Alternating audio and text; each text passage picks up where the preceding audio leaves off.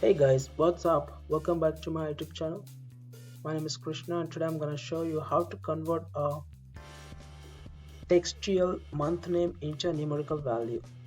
So this is a string value and this is a numerical value. How do you get the numerical value? By inputting the string value of a month. So this is your input string and the output is here. How to get this? Okay, we don't have any built-in function in Excel to convert a month string into numerical string. So I have a formula and it's kind of a tricky one, so you should understand how it works. So let me put the formula and then I'll explain you how it works. Okay, so I'm going to utilize month function, month built-in function, month of string, and then I'm going to concatenate that with 1.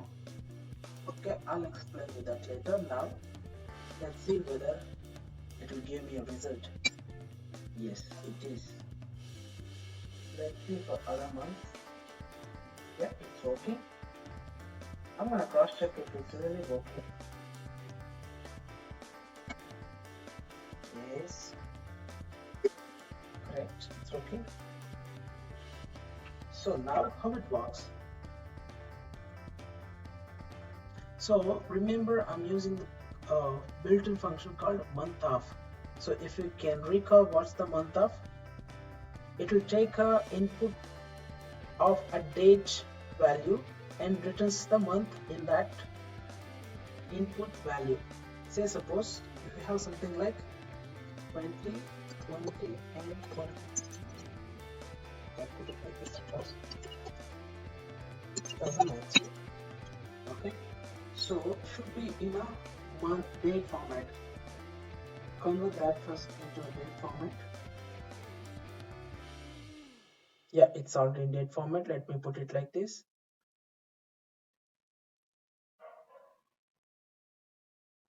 No. Okay, to be clear, so this is date value.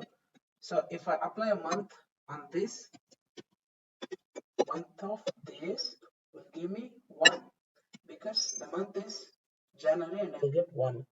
So here as well, so the B3 plus 1 is a date value. That means you can build a date value out of these two strings. Let me put it like this. Percent 1, right? So January 1 is a date value. So let's apply our date and month, day and month Excel function. Let's see what happens. Yes, so the month is 1. Let me put it, okay, yeah.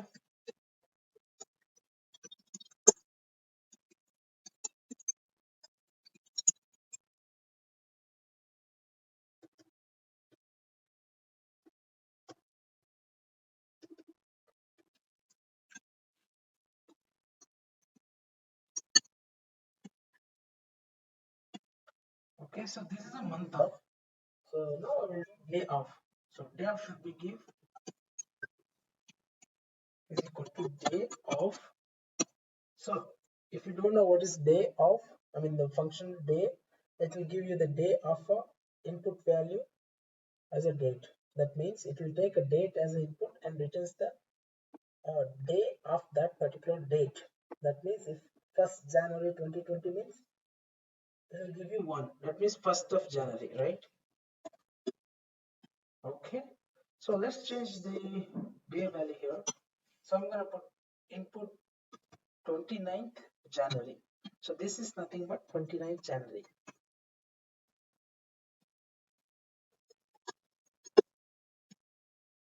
Okay. Make sure that you have used the day within the range of that particular month.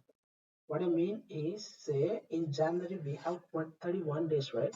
If you put 32, the result will be unexpected, right? So here in February we have 29 days this year, so it's giving me 29. Let's see, 30. Yep. So it's considering this as a state string. So by exploiting this trick, we're gonna generate a numerical value for a month that is given in string. Right? That's all, folks. Thanks for watching. Keep watching my YouTube channel for more such tricks. See you soon.